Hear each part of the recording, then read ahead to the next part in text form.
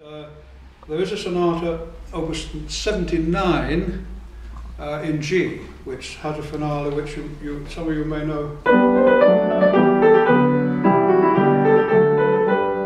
Does that ring a bell with anyone? It sounds like a typical piece of late 18th century music. Play this.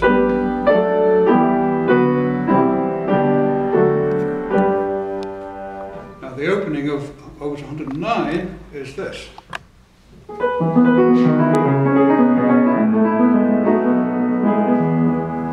almost the same music, isn't it?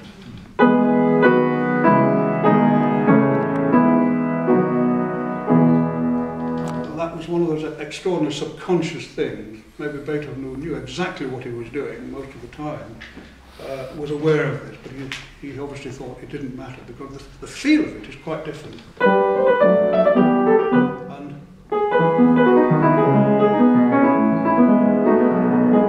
the actual layout of this piece is entirely different and has a different feel about it. Ma vivace, ma non troppo, vivace, but not too much.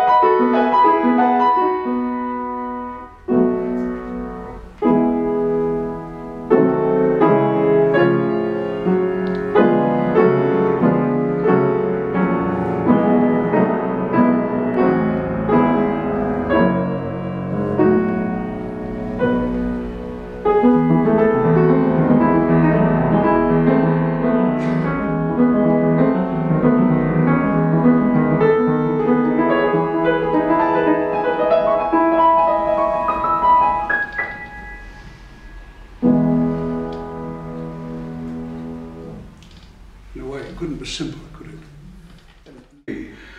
might find the odd slow movement.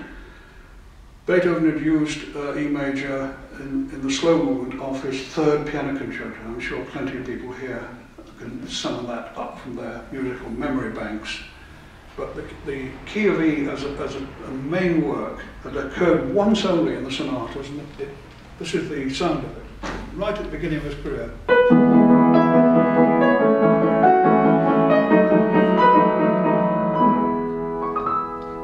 That's early Beethoven. That's Beethoven in the 1790s, and how very different from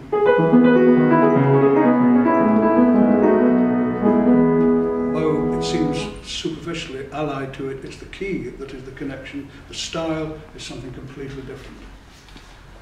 In the case of the Prestissimo movement, I prefer a slightly slower tempo for the reasons I've given. I think it brings the music out. What you have to listen out for in this music is the bass, ben marcato, and everything seems to arise out of that.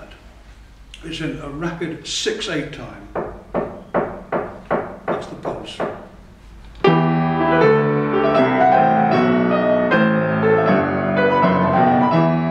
It's also in the minor mode of E. There's E, there's E major, there's E minor.